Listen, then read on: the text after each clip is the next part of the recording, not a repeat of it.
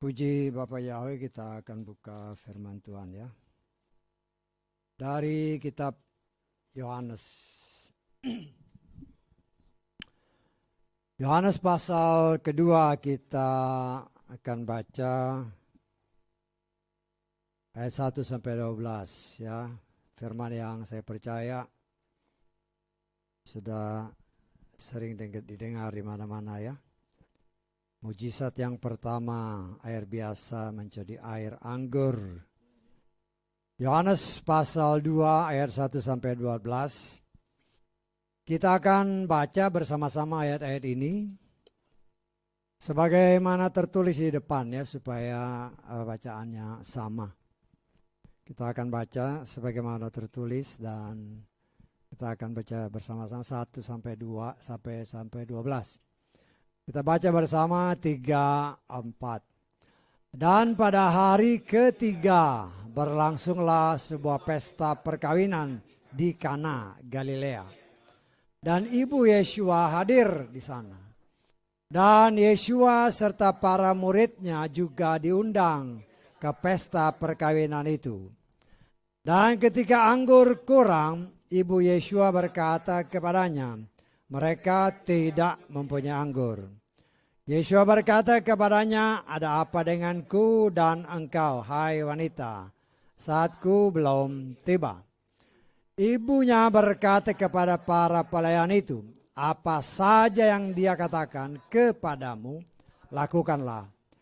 Dan di sana terdapat 6 bak air dari batu yang masing-masing menampung 2 atau 3 tempayan sesuai dengan adat penahiran orang-orang Yahudi. Yeshua berkata kepada mereka, isilah bak-bak itu dengan air. Dan mereka mengisinya sampai penuh. Dan dia berkata kepada mereka, sekarang cedoklah dan bawalah kepada pemimpin pesta. Dan mereka membawanya. Dan ketika pemimpin pesta itu mencicip air yang telah dijadikan anggur, dan dia tidak mengetahui dari mana itu berasal, tetapi para pelayan yang telah mencedok air itu mengetahuinya. Maka pemimpin pesta itu memanggil mempelai pria. Dan dia berkata kepadanya, setiap orang pertama-tama menyuguhkan air anggur yang baik. Dan bila mana mereka sudah dipuaskan, barulah yang kurang baik. Engkau bahkan telah menyimpan anggur yang baik sampai sekarang. Yeshua melakukan hal ini di Kana, Galilea sebagai awal dari tanda-tanda ajaib, dan dia menyatakan kemuliaannya dan murid-muridnya percaya kepadanya. Sesudah itu dia turun ke Kapernaum, dia dan ibunya dan saudara-saudaranya dan para muridnya. Nah, mereka tinggal di sana tidak berapa lama. Amin. Silakan duduk. Puji Bapak Yahweh, kita seringkali mendengar ya. Cerita di mana air dirubah menjadi anggur. Sebagai yang pertama atau mujizat pertama yang Tuhan nyatakan di depan orang banyak. Ya. Tuhan nyatakan di depan orang banyak. Dan kita tahu bahwa sesuai tradisi ya, biasanya di Israel sana, setiap pesta perkawinan itu biasanya cukup lama ya, bisa sekitar 7 hari. 7 hari berturut-turut. Sehingga kita juga tidak merasa heran apabila karena jumlah yang datang kan banyak. Sehingga kalau dikatakan mereka kehabisan anggur, kelihatannya wajar-wajar aja. Tetapi di situ juga kita melihat segala sesuatu yang Tuhan izinkan terjadi, pasti ada maksud Tuhan di sana. Ya.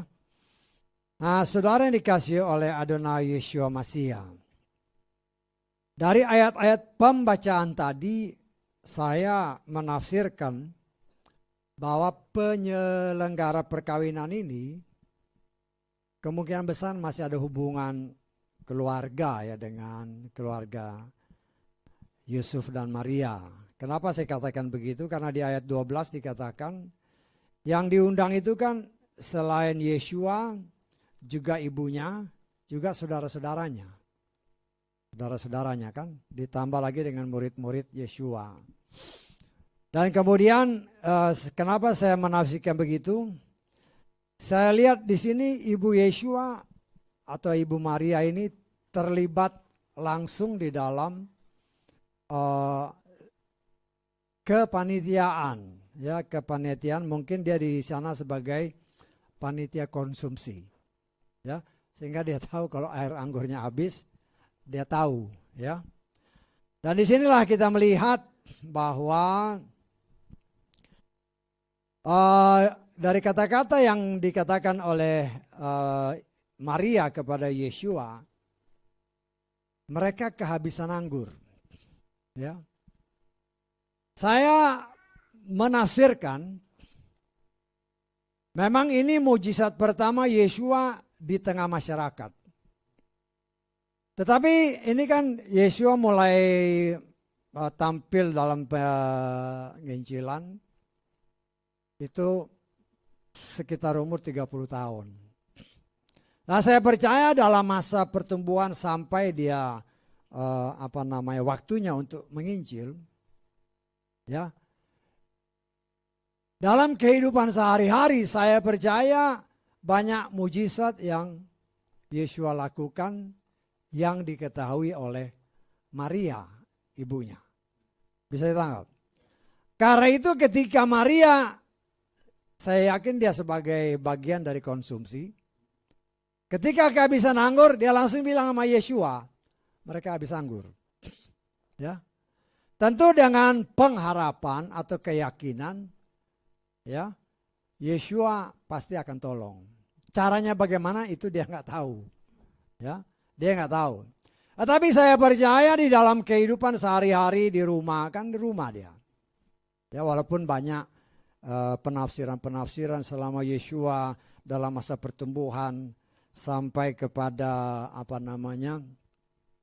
dia mulai terlibat dalam pemberitaan firman, ya. Mereka ada yang menafsirkan, dia pergi ke sini, ke India sekarang. Tidak mungkin dia. Saya tidak menafsirkan seperti itu. Karena dia dikatakan turun untuk siapa? Pertama-tama untuk orang Yahudi. Ya, jadi kalau ada penafsiran-penafsiran dia pergi ke India, itu penafsiran manusia aja. Kita harus pakai hikmat. Karena Yeshua berkata, aku datang untuk menyelamatkan pertama-tama bangsa Yahudi. Tapi kemudian baru dia rangkul bangsa-bangsa yang lain. Ya. Nah, jadi di sini kita melihat dan saya menafsirkan. Di dalam kehidupan sehari-hari saya percaya Maria seringkali melihat Yeshua melakukan mujizat. Tetapi tidak secara umum atau tidak terpublikasi. Sehingga ditafsirkan bahwa apa yang dia lakukan mengubah air menjadi anggur sebagai mujizat pertama yang dilakukan Yeshua di tengah masyarakat. Saya tangkap ya. Nah, saudara yang dikasih oleh Bapak Yahweh dalam Adonai Yeshua Mashiach, saya percaya ada beberapa hal yang bisa kita dapatkan dari apa yang kita baca tadi. Karena setiap pembacaan firman kan, saya yakin mungkin beberapa waktu yang lalu kita dengar firman yang sama, tapi pembukaannya berbeda. Jadi segala sesuatu pasti ada hal-hal yang baru yang Tuhan mau singkapkan. Ya, nanti kalau saudara baca di rumah lagi, ternyata ada lagi. Ya, itu wajar aja.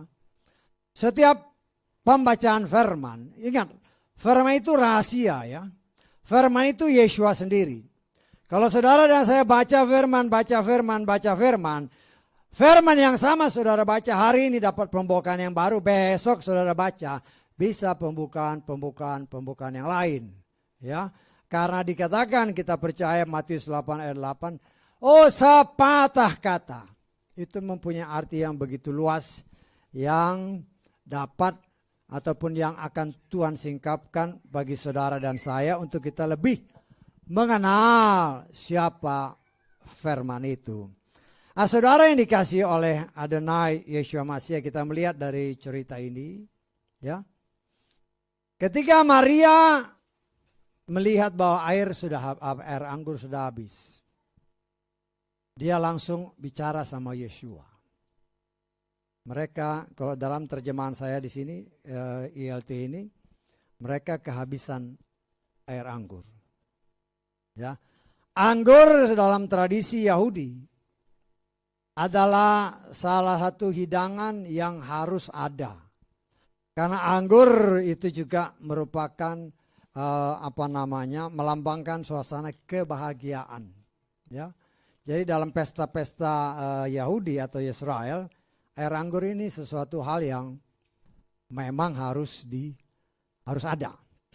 Ya, walaupun anggur ini berdasarkan firman Tuhan, itu kan yang dalam terjemahan lain dalam kitab Kejadian dikatakan pertama kali yang menemukan atau yang nanam anggur ya si siapa? Si Nuh, ya Nuh. Cuman dia makan anggur kebanyakan akhirnya mabuk. Mabuk dia telanjang, terjadilah apa yang Tuhan izinkan terjadi, di mana salah satu anaknya yang bungsu si Ham, ya melihat ketelanjangan bapaknya, akhirnya ya kata-kata keluar, sehingga merupakan kata-kata yang sebenarnya tidak baik, tapi itu memang sesuatu yang Tuhan izinkan terjadi. Nah, saudara yang dikasih oleh Bapa Yahweh, satu hal yang harus kita ingat, ya, Maria dia tidak ngomong kepada siapapun, karena dia tahu bahwa Yeshua ini dilahirkan untuk sesuatu yang tugas yang Tuhan berikan yang luar biasa. Karena Maria ini kan tahu, sejak dia masih seorang gadis, seorang perawan, malaikat Gabriel datang, kamu akan punya anak. Ya. Dari sana dia sudah melihat mujizat demi mujizat, mujizat demi mujizat. Ya, tanda-tanda dinyatakan bahwa yang dilahirkan ini bukanlah anak yang biasa. Tetapi dikatakan oleh firman Tuhan, dia adalah sang juru selamat. Ya, nah di sini kita melihat Bapa Yahweh menjamah akan Maria. Semua pengalaman ini kan itu dia ingat. Ya, apa yang terjadi sejak dia si Maria belum mengandung, sampai dia mengandung dan segalanya, dia menyimpan semua itu di dalam hatinya. Kalau kita lihat di dalam kitab Lukas pasal kedua, ya. Lukas pasal 2 ayat 19, ya. Namun Maria menyimpan semua kejadian ini sambil memeditasikan dalam hatinya. Ya. Jadi semua kejadian detail tentang bayi yang ada dalam kandungannya, sampai dia melahirkan, sampai anak ini bertumbuh besar, sampai dewasa dan cukup matang untuk sesuai dengan Torah, ya, sesuai dengan Torah. Yeshua mulai menginjil ataupun mulai melakukan pelayanan sekitar usia 30 tahun. Dalam usia itu Maria kan memperhatikan sebagai seorang ibu, sejak anak ini dalam kandungan dia sudah melihat memang anak ini beda. Sehingga ibu itu pun membuat dia semakin bertambah percaya bahwa apa yang dikatakan oleh Gabriel sejak anak itu belum ada dalam kandungan, itu adalah suatu mujizat yang juga dia rasakan dalam hidupnya. Sehingga ketika air anggur habis, dia ngomong pertama kali sama Yeshua. Dia nggak lapor sama pimpinan pesta. Pimpinan pesta kan nggak tahu air habis. Ya, Yesua ataupun Maria datang kepada Yesua. Dia lapor, mereka kehabisan anggur. Ya. Saudara bisa bayangkan kalau dalam satu pesta, kemudian air anggur yang merupakan suatu hal yang dapat dikatakan keharusan, harus ada, tiba-tiba habis. Tentu akan menjadi pembicaraan orang. Dipermalukan, si pengantin dan keluarganya dipermalukan. Dan saya percaya Maria ini adalah bagian dari keluarga yang melaksanakan perkawinan. Ya. Dan kita tahu bahwa Bapa Yahweh dalam Adonai Yeshua Mashiach. Apabila kita percaya kepada Dia, kita berserah kepada Dia, Dia tidak akan mempermalukan kita. Ya. Di dalam kitab Roma pasal ke-10 ayat ke-11 kita lihat ya. Roma pasal ke-10 ayat ke-11. Oleh karena kitab suci berkata, setiap orang yang percaya kepadanya tidak akan dipermalukan. Saya berulang kali berbicara kepada saudara, baik kita yang ada di sini, dan saudara yang mengikuti siaran ini melalui live streaming. Kita harus ingat, ya, berkali-kali saya katakan, Tuhan setia kepada firman-Nya. Ya, Tuhan bukan setia kepada manusia. Ya. Walaupun banyak di luar sana kadang saya dengar pelayan Tuhan, pendeta-pendeta, anak-anak Tuhan bilang, walau kita tidak setia, Tuhan tetap setia. Ya, jangan diputar balik firman Tuhan. Ya. Jangan firman Tuhan itu diputar balik untuk menutupi kelemahan kita. Itu yang bahaya. Ya. Kita baca di dalam 2 Timotius pasal kedua ayat ke-13 ya. 2 Timotius 2 ayat 13. Ayat-ayat ini dibaca seperti ini, kemudian disalah tafsirkan oleh banyak orang. Orang-orang Nasrani, para pendeta, pelayan-pelayan Tuhan. Sehingga berani mengatakan, bahkan pernah ada orang yang mengatakan, walau kita tidak setia, Tuhan tetap setia. Karena salah menafsirkan ayat ini. Ya. Ayat ini dikatakan 2 Timotius 2 ayat 13, jika kita tidak setia, Dia tetap setia. Nah, yang harusnya dia baca selanjutnya ini, itu kita harus melihatnya dengan benar apa maksudnya itu. Karena dia tidak dapat menyangkal dirinya sendiri. Ya. Dia setia karena dia tidak dapat menyangkal dirinya sendiri. Siapa dirinya? Firman Tuhan. Ya. Firman Tuhan. Jadi kalau saya mau mungkin dibesarin, dilebarin lagi.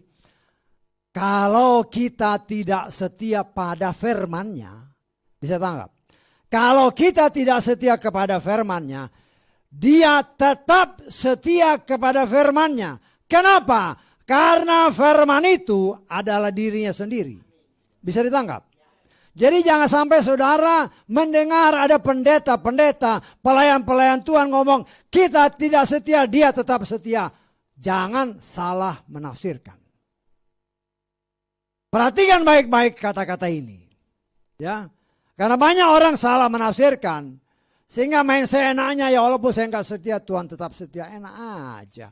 Tuhan itu setia sama firman-Nya. Ya. Ingat ya, ingat, kita harus ingat. Banyak orang pilihan Tuhan. Ya. Ketika dia tidak setia kepada firman, out. Tuhan tidak peduli. Banyak kan? Contoh yang kita terus sedang pelajari, Saul. Saul itu diurapi Tuhan. Tetapi karena dia tidak setia kepada firman, out. Tidak ada cerita, out. Jangan kira kita lebih baik dari Saul ya. Belum tentu. Belum tentu kita lebih baik dari Saul. Ya. Banyak cerita di dalam firman Tuhan. Ya. Tetapi kita harus semakin lebih bersungguh-sungguh melihat apa sih rencana Tuhan, termasuk dari cerita ini. Ya. Dikatakan oleh firman Tuhan. Walaupun Yeshua bilang, belum waktuku. Ya. Ibunya sendiri ngomong, minta. Yeshua bilang, waktuku belum tiba. Seringkali kita pun berdoa. Kalau Tuhan bilang, waktuku belum tiba, ya jangan dipaksa. Ya. Tetapi itu bukan merupakan suatu perbuatan yang harus karena ada kita tunggu-tunggu nggak berdoa, akhirnya bosan berdoa. Karena ada orang yang ngomong, oh saya udah berbusa mulut saya, akhirnya nggak mau lagi minta. Jangan, karena ada banyak firman yang mengatakan, jangan putus-putusnya berdoa, jangan bosan berdoa. Ya kita lihat di dalam kitab Lukas 18 di mana seorang perempuan dia datang sebagaimana perumpamaan Yeshua. Oh dia datang terus kepada hakim ini. Yeshua berkata, perhatikanlah apa yang dikatakannya dalam ayat-ayat itu. Ya.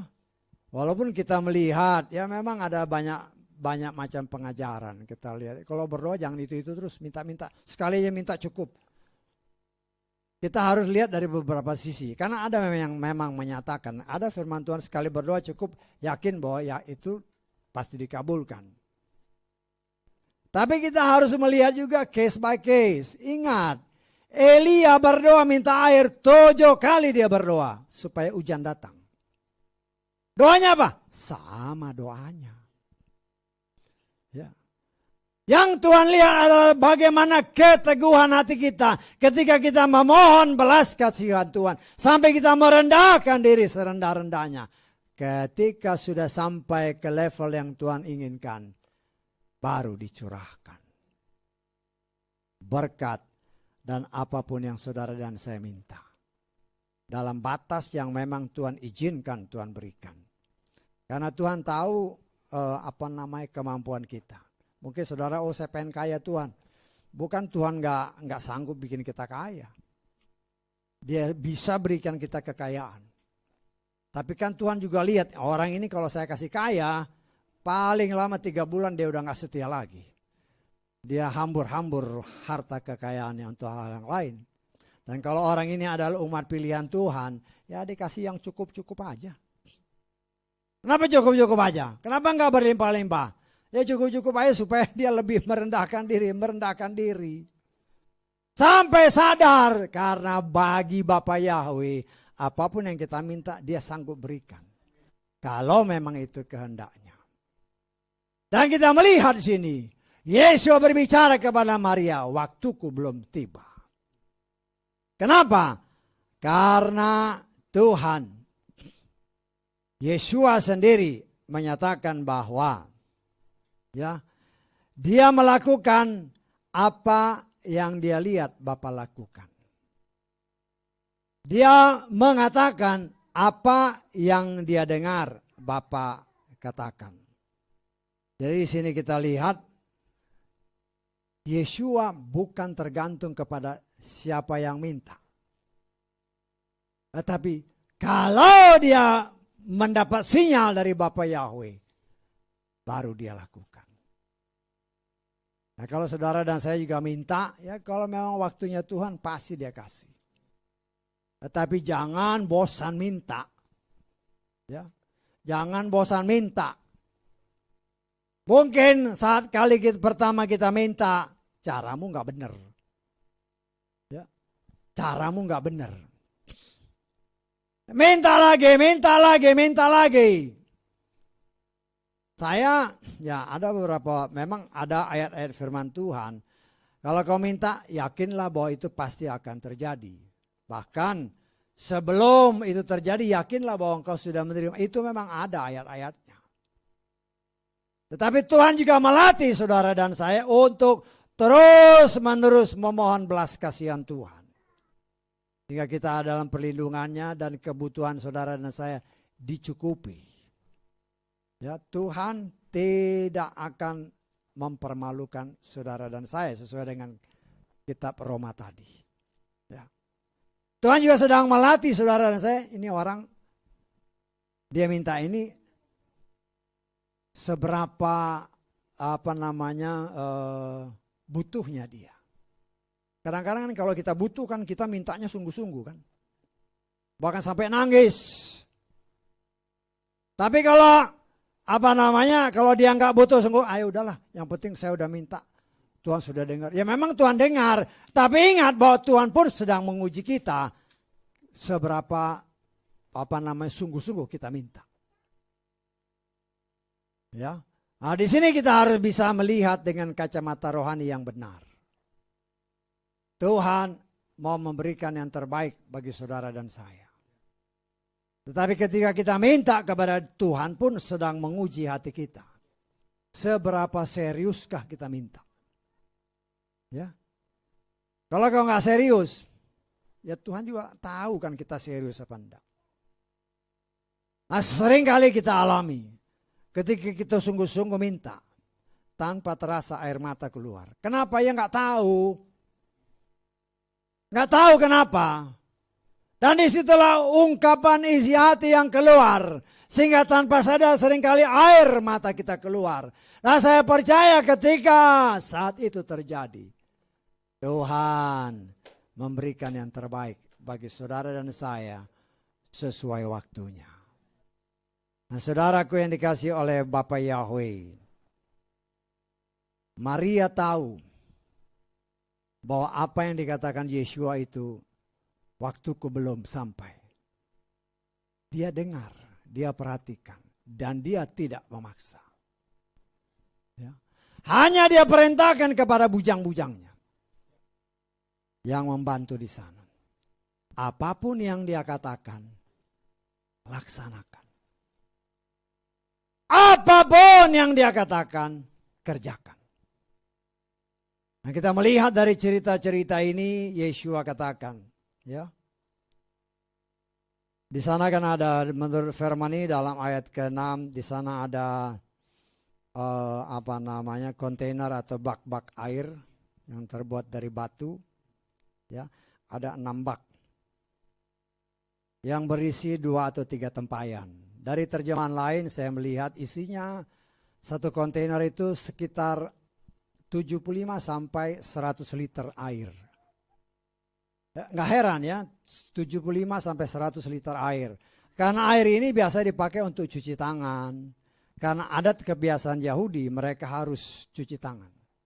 Basuh, jadi pasti air bersih. Sehingga ketika diperintahkan oleh Yeshua, penuhilah bak-bak itu dengan air. Bujang-bujangnya penuh.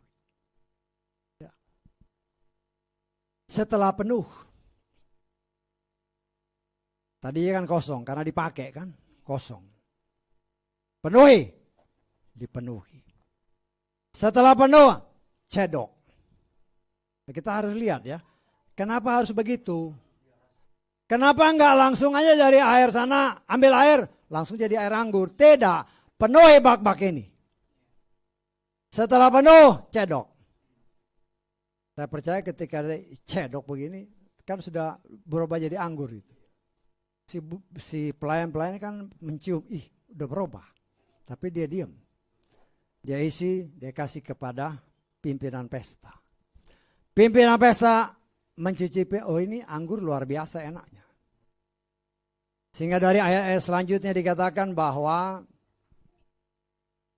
dia datang kepada pengantin ini, kok kamu baru ngeluarin anggur yang baik ini setelah sudah penutupan.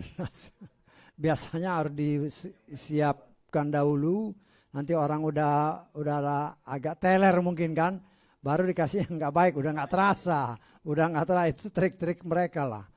Tapi inilah dikatakan kok kamu kasih yang beda dari kebiasaan. Nah, saudaraku yang dikasih oleh Bapak Yahweh. Kadang-kadang saya berpikir-pikir kan. Tuhan apa sih maksudnya ini? Ya. Anam bak. Berbicara angka 6. Dan ini kita menafsirkan berbagai macam, kita bisa tafsirkan selama itu masih ada patokan firman. Ya. 6 berbicara angka manusia. Ya. Berbicara angka manusia. Ketika manusia diciptakan oleh Tuhan pada hari ke-6, kemudian mereka jatuh dalam dosa. Sehingga Tuhan berencana untuk memusnahkan manusia. Ya.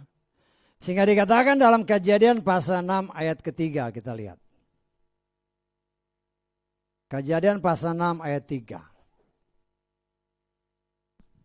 Yahweh berfirman, Rohku tidak untuk selamanya akan berperkara dengan manusia, yang juga di dalamnya dia itu daging. Perhatikan ayat selanjutnya. Hari-harinya akan menjadi 120 tahun. Ini 120 tahun ini ada beberapa penafsiran. 120 penafsiran, 120 tahun ini pertama yang ditafsirkan adalah Nuh orang yang benar di hadapan Bapa Yahweh. Diberikan waktu oleh Tuhan selama 120 tahun. Sambil dia membangun bait ataupun membangun bahtera. Dia juga harus memberitakan kebenaran firman kepada umat manusia yang hidup pada zaman itu. 120 tahun dia memberitakan firman Tuhan. Tetapi kita tahu selama 120 tahun firman diberitakan. Selama 120 tahun Nuh membangun bahtera. Mungkin kita pikir kok lama banget 120 tahun. Kita harus berpikir pakai apa dia bangun? Pakai apa dia bangun? Saya percaya dulu pohonnya mungkin 5 kali, 6 kali, 10 kali pelukan kita. Bagaimana dia motongnya? Kalau dia potong, katakanlah dia berhasil potong. Bagaimana dia bikin papan-papan? Bagaimana dia potongnya? Jadi kita melihat begini luar biasa campur tangan Tuhan. Saya percaya kalau bukan karena campur tangan Tuhan tidak mungkin jadi bahtera sesuai dengan perintah Tuhan. Ya. Nah kita motong, saya pernah motong di rumah dulu. Ada pohon nangka mungkin sebesar pelukan gini. Pakai golok, waduh lamanya. Ya semakin nggak tajam ya semakin lama motongnya. Apalagi zaman dulu. Sehingga kita lihat di 120 tahun selain dia membangun bahtera, dia juga memberitakan firman. Itu penafsiran yang pertama. Penafsiran yang kedua karena dikatakan firman Tuhan katakan roh Bapa Yahweh hanya 120 tahun saja ada pada manusia. Ya kan di dalam ayat ke-6 pasal ke-6 tadi. Rohku tidak akan selamanya berdiam dalam manusia. Yang juga adalah daging. Karena itu umurnya akan menjadi 120 tahun saja. Ya, 120 tahun penafsiran yang lain. Ya, penafsiran yang lain. Karena ada dua macam penafsiran. Yang biasanya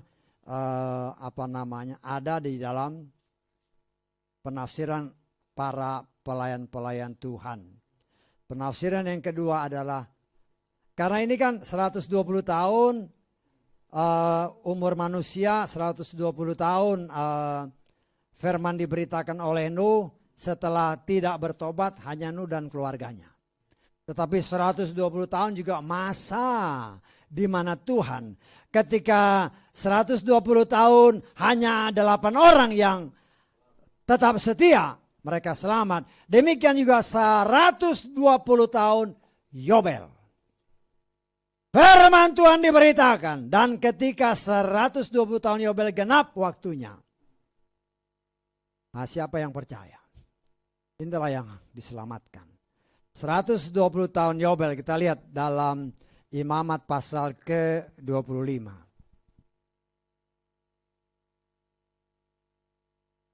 Kita baca ayat 10 dan 11 ya. Kamu harus menguduskan tahun itu tahun ke-50. Kamu harus memaklumkan kebebasan di negeri itu bagi seluruh penduduknya. Itu harus menjadi Yobel bagimu. Dan kamu harus mengembalikan setiap orang kepada miliknya. Dan kamu harus mengembalikan seseorang kepada kaumnya. Perhatikan ayat 11. Inilah Yobel tahun ke-50. Itu menjadi 1 tahun bagimu. Kamu tidak boleh menabur, tidak boleh menuai hasil sisa tuaian yang tumbuh. Dan kamu tidak boleh memetik dari yang tidak terawat. 1 tahun Yobel 100 atau sama dengan 50 tahun biasa. 120 tahun Yobel. 120 dikali 50. Berapa? 6.000 tahun. Ya, 120 kali 50 6.000 tahun. Benar gak? Ya langsung kalkulasi. Cat. Nah, kalau perlu pakai main sedikit. 6.000 tahun. 6 hari. 6 hari engkau bekerja, hari ke-7 istirahat. 6 hari engkau mengumpulkan mana dan semuanya. Ya, hari ke-7 kau istirahat. 6 hari ke-6 lipat ganda apa yang diambil untuk persediaan pada hari yang ke-7. 6 hari. Ya, kita tahu bahwa ya tahun Ibrani saat ini berapa? Tahun berapa ini? Ya.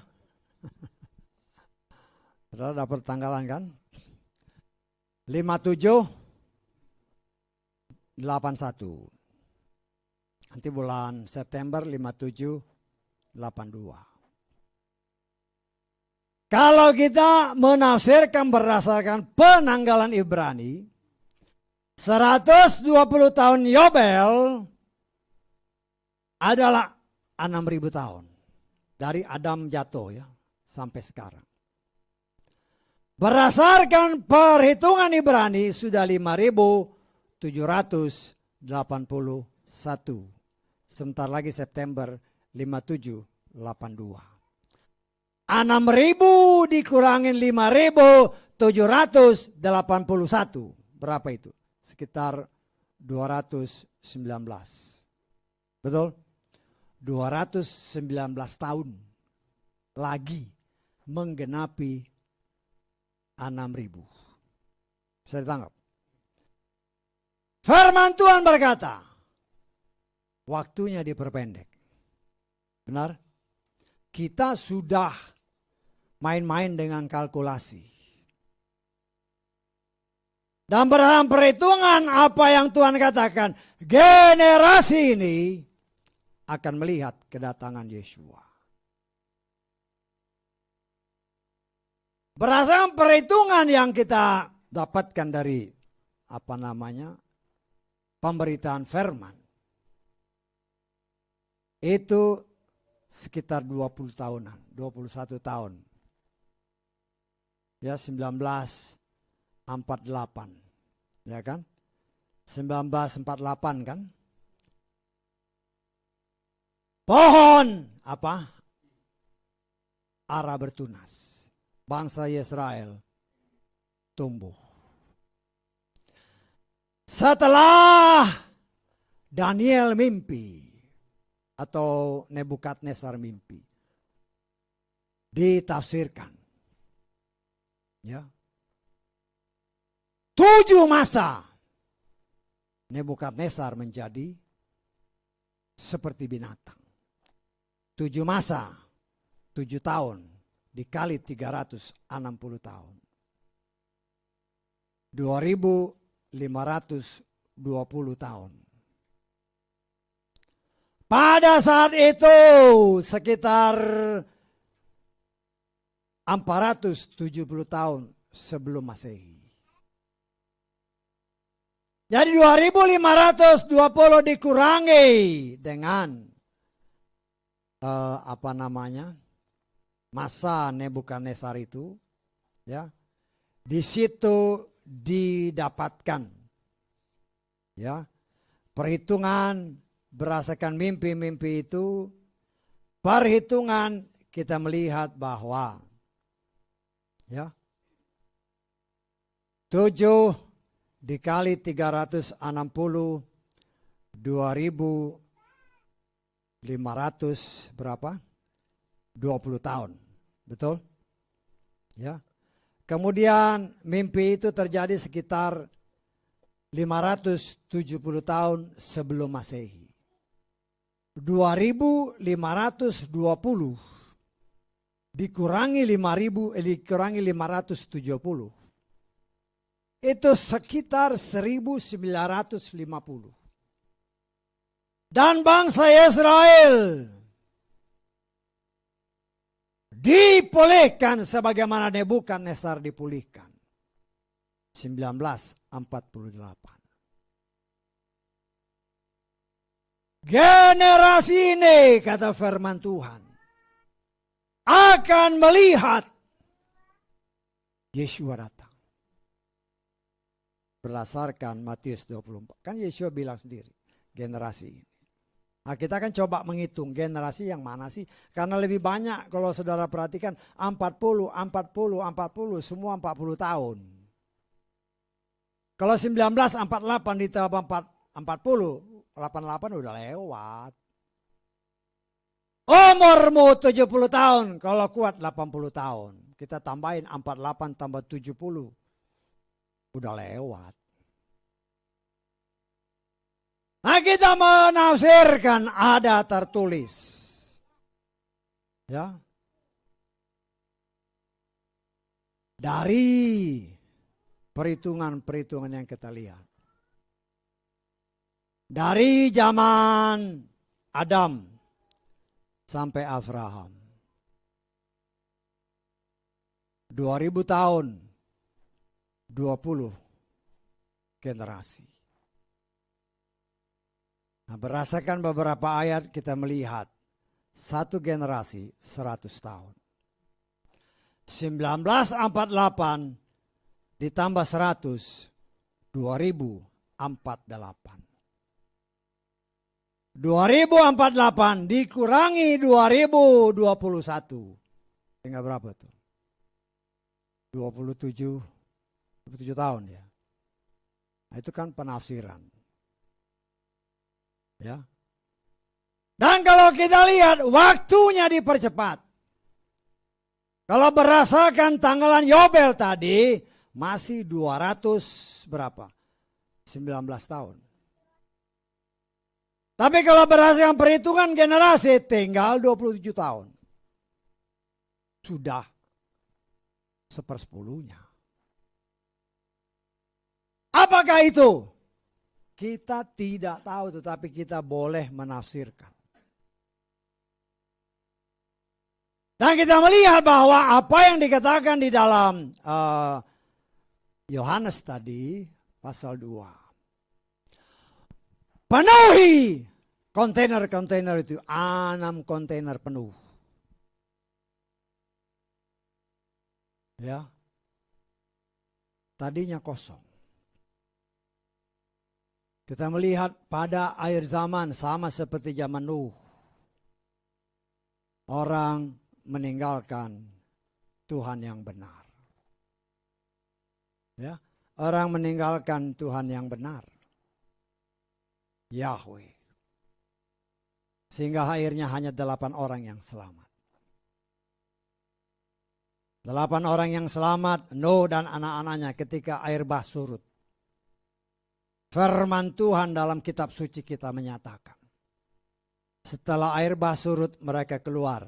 Mereka mempersembahkan korban kepada Yahweh. Yahweh, bukan yang lain. Tetapi setelah sekian ribu tahun dari zaman Nuh sampai sekarang, nama Yahweh dianggap asing. Nama Yahweh dianggap sesat. Termasuk khususnya kita nggak usah bicara kepercayaan lain lah. Kita bicara kepercayaan kita aja. Orang-orang Nasrani.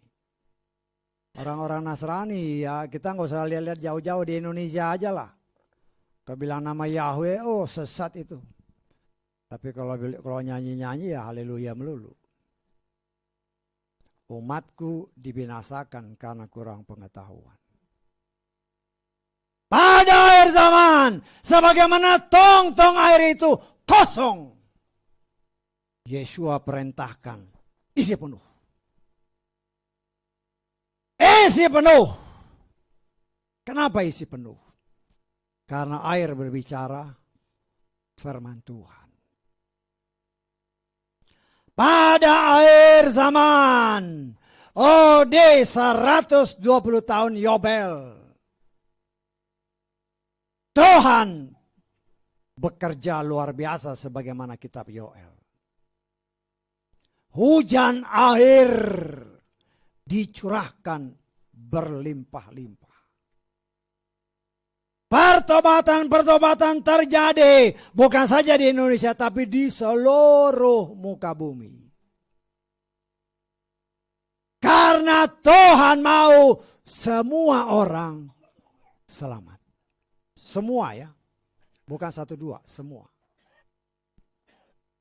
Namanya dibolehkan. Mulai muncul, mulai diberitakan. Apakah tanggapan mereka? Itu nama yang sesat. Ya kita nggak usah bicara di luar negeri, di Indonesia aja lah. Kalau dengar nama Yahweh, itu nama sesat. Nama Yesua sesat. Kasihan. Ada pelayan-pelayan Tuhan yang sudah pergi ke Israel sana. Cuman lihat-lihat doang. Coba tanya sama orang sana. Tuhanmu itu namanya siapa? Tanya. Ini cuma oh ya bagus ya. Oh dulu Yesua mati. Oh, dia bilangnya Yesus. Oh ya. Padahal di sana tidak ada nama Yesus. Tidak ada nama Yesus. Karena Yesus itu dalam bahasa Ibrani tidak ada artinya. Nggak ada artinya. Kenapa orang-orang ini nggak nanya? Karena itu Tuhan izinkan terjadi. Umatku dibinasakan karena kurang pengetahuan. Oh datang dari sana cerita. Oh Israel hebat luar biasa. Kenapa kau nggak tanya Tuhanmu itu siapa? Dan apa yang terjadi dahulu yang seringkali saya ingatkan. Ketika Maria masih ada orang-orang Farisi, kenapa enggak datang sama Yesua, sama Maria? Kamu itu dari mana sih? Kan jelas dikatakan mereka orang-orang Farisi menyatakan, oh tidak ada nabi yang datang dari Galilea. Mereka kan taunya Yesua ini orang Galilea. Mereka taunya Maria dan Yusuf ini orang Galilea. Kenapa enggak nanya sama Maria? Kenapa enggak nanya sama Yusuf? Kamu tuh aslinya dari mana? Kamu itu keturunan siapa? Siapa bapak leluhurmu? Mereka berani bilang, oh Mesias datang dari keturunan Daud. Kenapa enggak nanya? Dan itu terjadi sekarang ini. Ribuan bahkan mungkin jutaan orang Nasrani dari Indonesia datang ke sana. Cuma ngeliat-ngeliat doang. Nggak nanya siapa Tuhanmu. Tanya. Karena cuman mau lihat keindahan. Bukan mau mencari kebenaran, hanya melihat indahnya. Oh, perbedaan antara Israel dengan tempat-tempat lain. Oh, luar biasa indah. Berbeda jauh antara Israel dengan negara-negara lain yang ada di sekelilingnya. Tapi tidak pernah mau tanya kebenarannya bagaimana. Dan itulah yang mengakibatkan 6 tangki air. Oh, manusia kebanyakan tidak penuh dengan firman. Karena itu pada akhir zaman Yesua katakan, penuhi ini dengan air. Dipenuhi dengan air. Siapa yang mau memenuhi air? Pelayan Tuhan. Kan pelayan yang ngisi kan? Tapi sayangnya pelayan Tuhan, seperti yang saya katakan tadi, entahkah tidak mengerti, entahkah tidak mau belajar mengerti, sehingga tidak tahu bahwa nama Tuhannya orang Israel adalah Yahweh. Mereka mungkin bicara, oh orang Israel sendiri tidak panggil Yahweh. Mereka ada sebabnya tidak panggil nama Yahweh. Walaupun ketika mereka baca kitab suci, ketemu Yod He Waw He, ketemu YHWH, mereka tetap baca Adonai, Tuhanku. Kenapa? Karena ada tertulis, jangan memanggil nama Yahweh dengan sembarangan. Ya. Nah, kita kan diperintahkan oleh Tuhan. Mereka masih tertutup. Sehingga karena saking menghormati. Tapi ingat ya, pada saat tertentu mereka tetap memanggil nama itu. Khususnya ketika mereka ada di tembok ratapan, dia panggil nama itu dengan lembut. Dia panggil nama Bapa yang benar. Dia memanggil nama Yeshua. Nggak ada Yesus. Ya kita harus belak-belakan aja lah. Ya, nah, orang-orang dengar ya biarin aja dia dengar lah.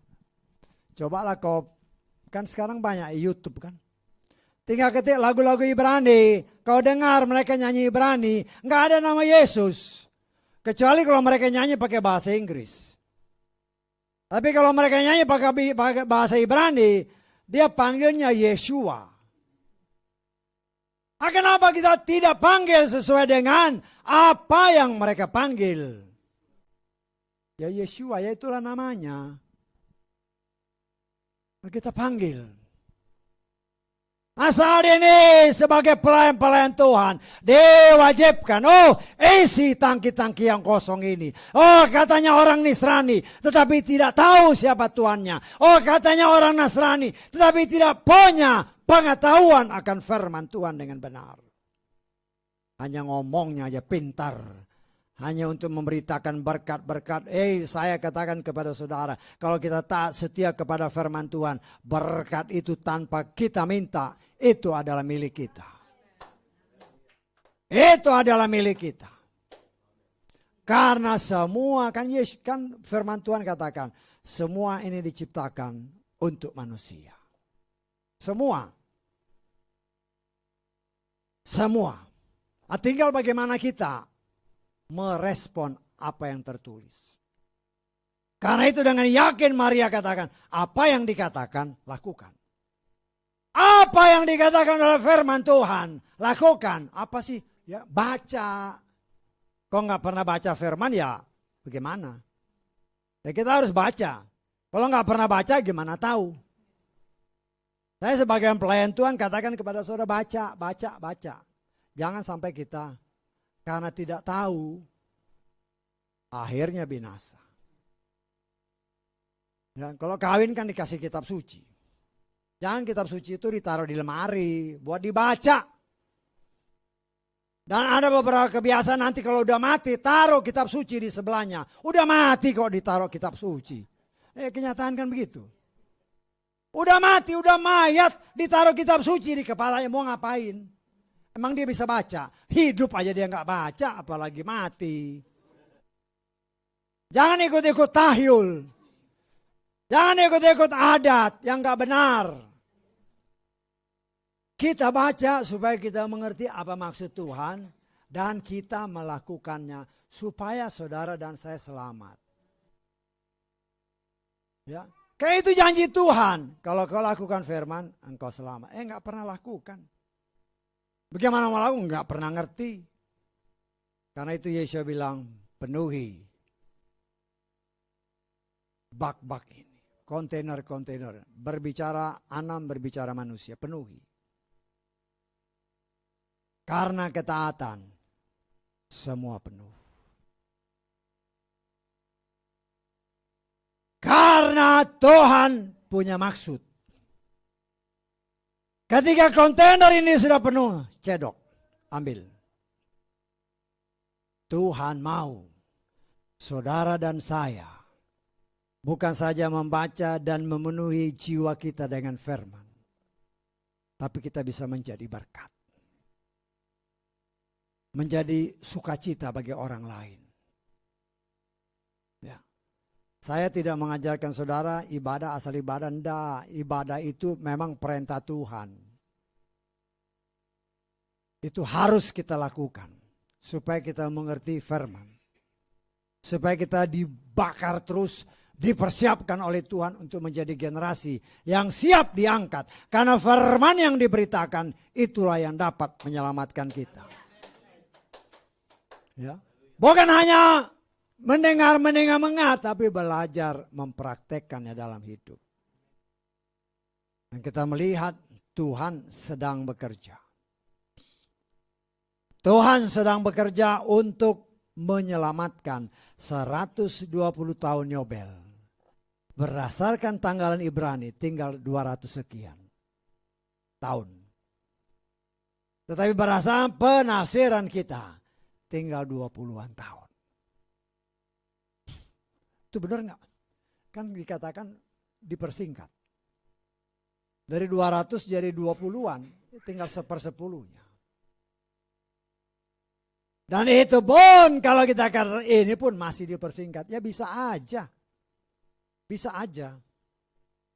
Kita hanya menafsir bukan untuk menakut-nakuti. Tetapi mengoreksi diri kita. Kalau dia datang, apakah saya siap? Apakah saya siap? Saya mau diangkat, tetapi apakah saya layak diangkat? Ya. Kita nggak usah lihat orang lain, kita lihat diri kita sendirilah. Kalau kita lihat orang lain, kadang-kadang orang lain, oh banyak nggak benernya. Menurut kita nggak benar, tapi belum tentu menurut Tuhan itu nggak benar. Kita harus berhati-hati ya. Kita harus berhati-hati. Apa yang kita nilai belum tentu sama dengan penilaian Tuhan. Bahkan biasanya nggak sesuai. Marilah kita mengoreksi diri kita pribadi lepas pribadi. Lakukan ini, ya kita belajar, namanya belajar. Anak kecil kalau belajar yang masih bisa jatuh. Anak kecil kalau ngomong masih belum benar. Dan itulah gambaran saudara dan saya. Kita belajar. Sehingga sampai kita bisa melakukan sesuai dengan kehendak Tuhan.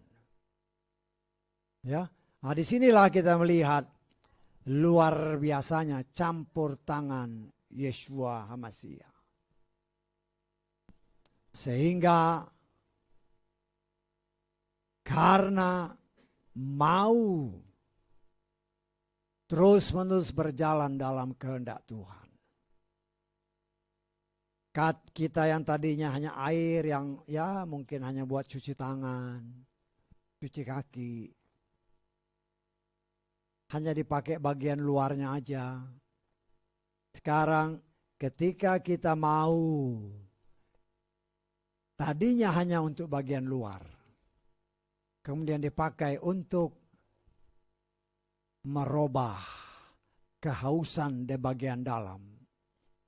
Dengan bukan lagi air biasa, tetapi dengan anggur yang manis dan sedap. Ya, sesuai dengan ayat firman Tuhan dalam 2 Timotius tadi yang kita baca dalam awal ibadah. Ya, Tuhan mau saudara dan saya. Dikatakan oleh firman Tuhan, kita baca lagi ayat-ayat ini. Dalam 2 Timotius pasal 2 ayat ke-20 21 aja. Di dalam rumah yang besar tidak hanya terdapat bejana emas dan perak, tetapi juga kayu dan tanah liat, dan beberapa tidak berharga. Ya. Oleh karena itu, apabila seorang membersihkan dirinya sendiri dalam hal-hal ini, dia akan menjadi sebuah bejana yang berharga karena disucikan dan berguna bagi majikannya untuk setiap pekerjaan yang baik yang telah dipersiapkan. Kalau saudara dan saya mau menjadi alat-alat yang berguna untuk kemuliaan Tuhan, kita harus rela, ya, terus-menerus dibersihkan oleh Tuhan. Sebagai bejana yang siap untuk menyalurkan berkat bagi banyak orang. Bukan berkat jasmani, hanya berkat jasmani, tetapi juga terlebih berkat rohani. Menyatakan firman yang kita terima, kita salurkan menjadi anggur-anggur yang manis bagi banyak orang yang ada di luar sana. Ya. Tetapi apakah kita mau menjadi tempat, menjadi wadah, menjadi bejana firman Tuhan? Ya. Kalau kita mau menjadi wadah, menjadi bejana kata firman Tuhan, menjadi bejana, menjadi tempat firman Tuhan. Sehingga dengan demikian kita bisa menyalurkan berkat bagi banyak orang, bukan lagi air, tapi menjadi anggur, menjadi kemanisan bagi banyak orang. Sehingga tadinya suasana yang mulai kebingungan dalam pesta, karena campur tangan Tuhan dalam pesta pernikahan. Suasana kebimbangan, suasana ketakutan berubah menjadi suasana sukacita. Nah, Tuhan mau memakai saudara dan saya sebagai alat-alat Tuhan yang dipakai oleh Tuhan untuk mampu merubah suasana kehidupan orang-orang yang ditimpa oleh banyak duka cita karena tekanan dunia. Dipakai oleh Tuhan sebagai alat untuk berani memberitakan kalau engkau mau dibebaskan dari penderitaan. Hanya Bapa Yahweh yang dapat menyelamatkan.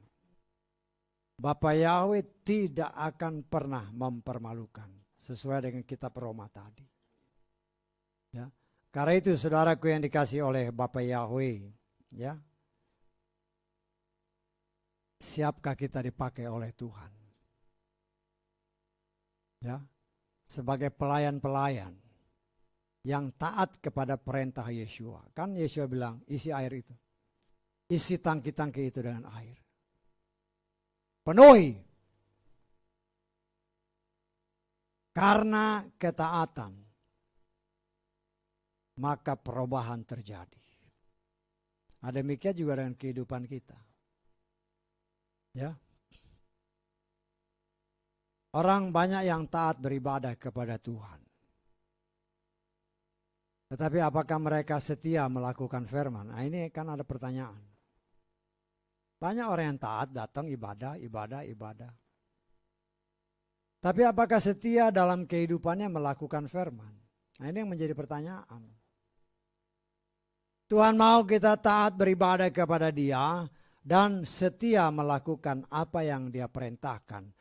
Apa yang kita dapat dalam ibadah, praktekkan dalam hidup. Sehingga kita yang dipenuhi dengan firman dalam ibadah, kita menjadi berkat, menjadi anggur-anggur yang manis bagi banyak orang di sekeliling kita. Ya, ada perubahan. Jangan sampai kita ibadah, nanti di luar sana orang, oh katanya rajin ibadah. Tapi mulutnya ya sama aja, cat. Bukan itu. Ya, nah kita belajar, kita mungkin seperti itu tadinya. Kita mungkin tadinya suka meleter ke sana kemari ngejelekin orang terus. Jadi ember terus ngomong ke sana kemari. Nah, Tuhan latih, karena dengar firman, dilatih oleh firman Tuhan. Firman itu yang merubah saudara dan saya. Kalau nggak ada perubahan, berarti sia-sia. Setan juga rajin datang ke gereja. Setan rajin ya. Oh, apa itu setan ke gereja? Saya berani mengatakan setan banyak di gereja. Khususnya di mana orang datang hanya datang untuk memenuhi kewajibannya. Saya ini orang Nasrani, saya harus ke gereja. Tapi di gereja ngapain? Tidur. Tidur. Kenapa tidur? Setan bikin dia tidur. Kenapa? Karena setan tahu firman yang ditabur itu dapat menyelamatkan. Karena itu dia buat tidur. Karena itu saya katakan setan pun banyak di gereja. Ya biar orang-orang di luar sana juga dengar. Biar orang-orang di luar sana juga dengar. Kita sudah sering kali belajar. Jangan kira bahwa bangsa Israel diperbudak kurang lebih 400 tahun, bahkan sekitar 430 tahun. Itu karena Bapak Abraham tidur waktu ibadah. Waktu ibadah Bapak Abraham tidur. Tuhan bukan setia sama orang. Tuhan setia kepada firman. Orang yang seukuran Bapak Abraham, yang dikatakan Bapak orang benar, Bapak orang percaya. Ketika dia tidur, maka keturunannya menerima hukuman dari Tuhan. 400 tahun kata firman Tuhan. 430 tahun kata kitab Keluaran. Bangsa Israel diperbudak. Karena Bapak Abraham tidur. Tuhan setia kepada firman-Nya. Dan ini menjadi pengajaran bagi setan. Karena setan tidak mau orang-orang selamat. Biar orang-orang terus diperbudak. Sama seperti bangsa Israel dahulu. Maka dibuatnya, pakai AC enak, tidur di gereja. Ya, belak-belakan aja lah. Ya, orang-orang di luar sana biar dia dengar. Kau tidur di gereja mungkin bukan kau yang dikutuk, tetapi keturunanmu yang dikutuk. Jadi budak sama seperti bangsa Israel. Karena nenek moyangnya tidur waktu ibadah. Ya. Jadi kita melihat di sini itu menguatkan apa yang dikatakan tadi. Tuhan setia kepada firman-Nya, bukan setia sama orang. Karena manusia cenderung tidak setia kepada firman. Nah, kita ini seberapanya Abraham, ya mungkin kecil banget. Kalau orang yang dikatakan Bapak orang percaya ya bisa tidur. Apalagi kita kalau kita tidak sungguh-sungguh. Ingat saudara dan saya, ketika kita lahir baru, ketika kita menjadi orang yang baru, diperbaharui oleh melalui baptisan. Roh dan jiwamu dirubah oleh Tuhan. Kita diperbaharui, roh jiwa kita terus menerus diperbaharui. Sehingga yang tadinya suka tidur, diingatkan, jangan tidur. Karena itu saya pernah ajarkan di tempat ini. Kalau ada di sebelahmu yang tidur, goyang dia. Kenapa? Itu bentuk kasih ya. Itu bentuk kasih supaya dia jangan sampai menjadi diperbudak. Sama seperti bangsa Israel. Nah, saya mengucap syukur sekarang ya nggak ada lagi yang tidur. Nggak di luar sana saya nggak tahu. Tapi engkau di luar sana engkau dengar, kau tidur, mungkin bukan kau yang dikutuk. Tapi bisa jadi keturunan kedua, ketiga, keempat dan seterusnya. Karena itu jangan tidur. Kenapa? Karena Tuhan mau kita mata rohani, mata jasmani kita melek. Sadar ketika beribadah kepada Bapa Yahweh. Beribadahlah dengan kepada Bapa Yahweh dengan hormat dan takut. Kalau tidur itu nggak hormat, itu nggak takut. Semuanya kan harus klop. Dan pada akhir zaman ini, 6 kontainer, 6.000 tahun. 120 tahun Yobel. 6 hari. Sudah tinggal sedikit lagi. 120 tahun Nuh memberitakan firman.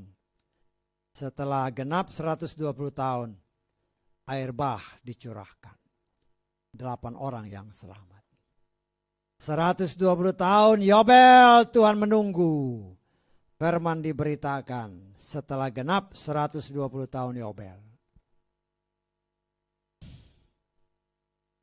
Seperti zaman Nuh, dunia ini pun akan dibinasakan. Tetapi orang yang percaya, sebagaimana Nuh diselamatkan, dia diangkat oleh bahtera.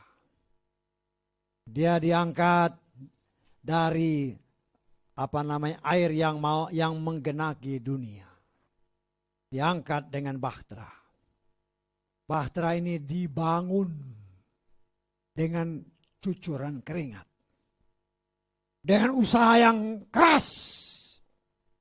Demikian juga saudara dan saya. 120 tahun sudah hampir genap. Kita akan diangkat. Bukan lagi dengan bahtera Nuh. Tapi dengan roh Bapa Yahweh. Tetapi sebagaimana Nuh, dia membangun bahtera ini dengan cucuran keringat, dengan cucuran air mata. Kalau kita tidak melakukan dengan cara yang sama, kita tidak akan mungkin diangkat. Nah, kita koreksi diri aja. Koreksi diri. Ya.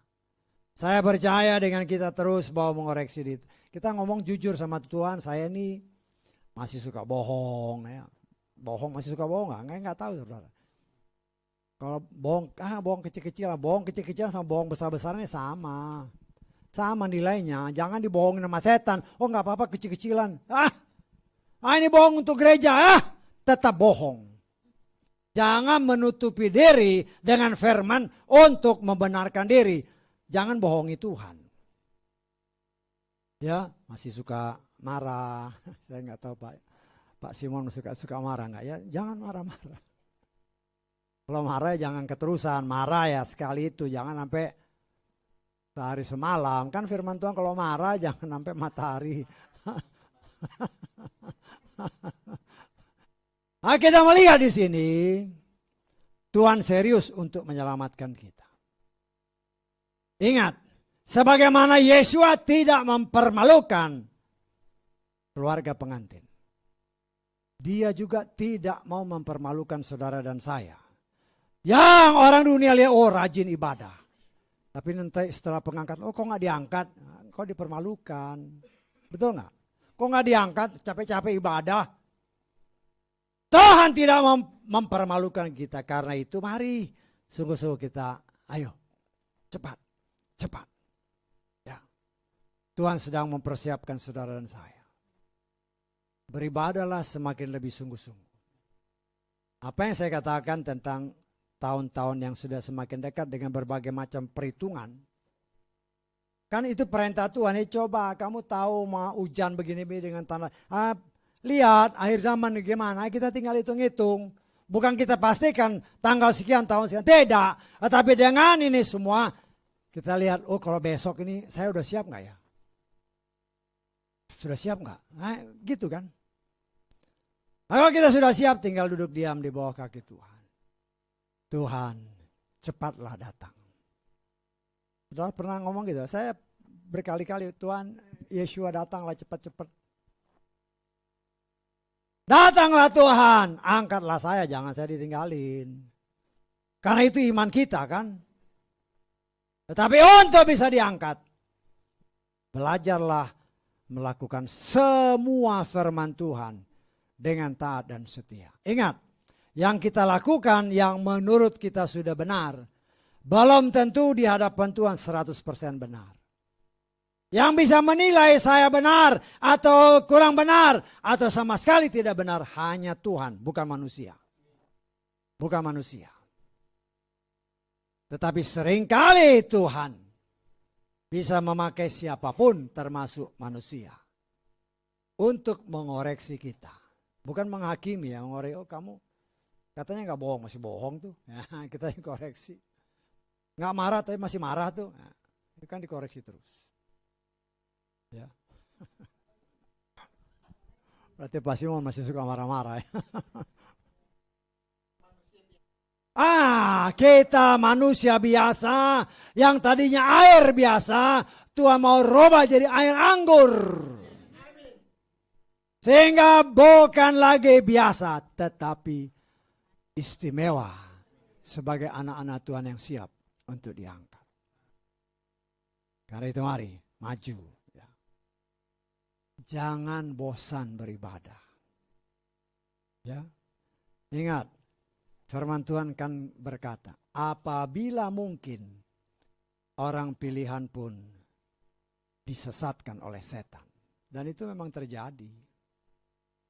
Orang yang tadinya rajin ibadah, yang tadinya melayani Tuhan, ya, saya pernah dengar, oh di sini tadinya di sini ibadah, wow luar biasa, pakai Tuhan luar biasa, oh pakai Yahweh, pakai Yeshua. Setelah beberapa tahun, oh pakai nama Yesus Kristus. Ini kesaksi, ini satu kenyataan. Saya bersaksi dalam nama Yesus Kristus.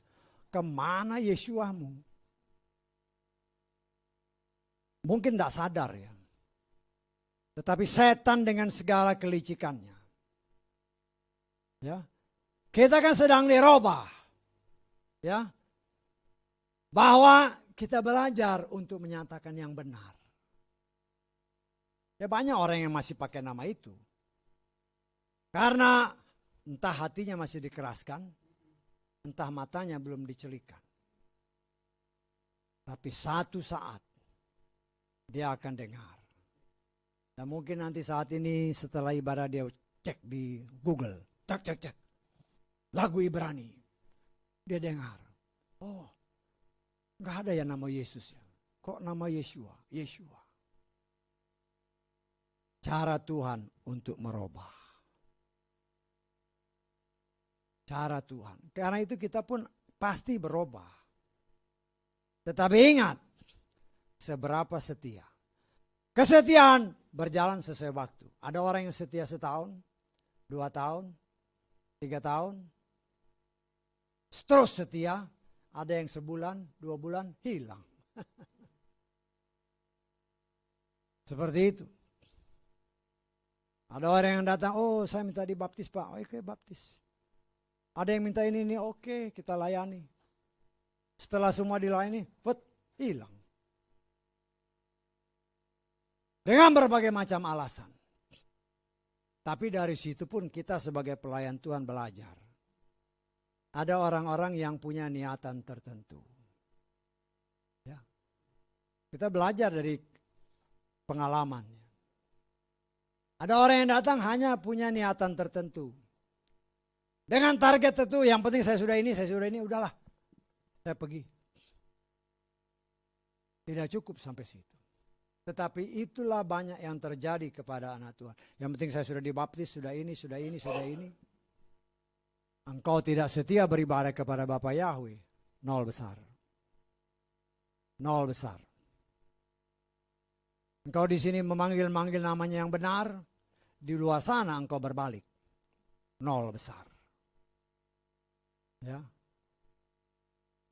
Nah itulah yang harus kita koreksi terus. Apakah saya setia? Sampai kapan saya setia? Dan saya sebagai pelayan Tuhan menghimbau. Mari kita belajar setia kepada Bapa Yahweh dalam Adonai Yeshua Masiah. Sampai selamanya. Yeshua sendiri berkata ada tertulis. Dia setia. Bahkan sampai mati di kayu salib. Ya, kita pun harus mengikuti contoh teladan itu. Bahkan apabila Tuhan berkenan sampai selamanya, kita tetap ada bersama dengan Dia. Karena itu mari kita koreksi diri. Biarlah tetap mengandalkan firman Tuhan, melakukan apa yang Tuhan katakan. Seperti apa yang dikatakan Maria. Apa yang dikatakannya, lakukan. Dan seperti yang saudara dan saya dengar, Apa yang dikatakan firman, engkau dan saya lakukan. Maka tanpa kita sadari, kan gak ada orang lain yang tahu. Tiba-tiba ketika air dicedok, perubahan terjadi. Perubahan terjadi. Demikian juga dengan saudara dan saya. Ketika kita terus menyimpan firman Tuhan, menggali firman Tuhan, tanpa kita sadari, firman itu yang merubah karakter kita. Saya senantiasa berdoa. Firman itu sebagaimana Mazmur pasal 19. Demikian juga kitaban Petrus. Firman itu yang memulihkan. Firman itu yang memulihkan. Firman itu yang menyelamatkan jiwa kita. Jiwa terdiri dari pikiran, perasaan, dan kehendak. Jiwa kita yang rusak karena dosa. Oleh firman Tuhan. Firman itu yang adalah pribadi Yeshua sendiri. Dia yang mengganti jiwa yang rusak ini dengan jiwa Yeshua. Kenapa? Karena kita sedang dipersiapkan untuk menjadi hakim bersama Dia. Sehingga ketika kita menjadi hakim, menjadi imam bersama dengan Dia, bukan lagi jiwa kita yang ada di dalam kita, tetapi jiwa Yeshua. Karena itu saudaraku yang dikasih oleh Bapa Yahweh, jangan sampai kendor. Sebagai pelayan Tuhan saya bisa katakan jangan kendor. Jangan malas. Latih diri kita masing-masing semakin setia, semakin taat, semakin berkenan kepada Bapa Yahweh. Haleluya. Amin. Kita bangkit berdiri.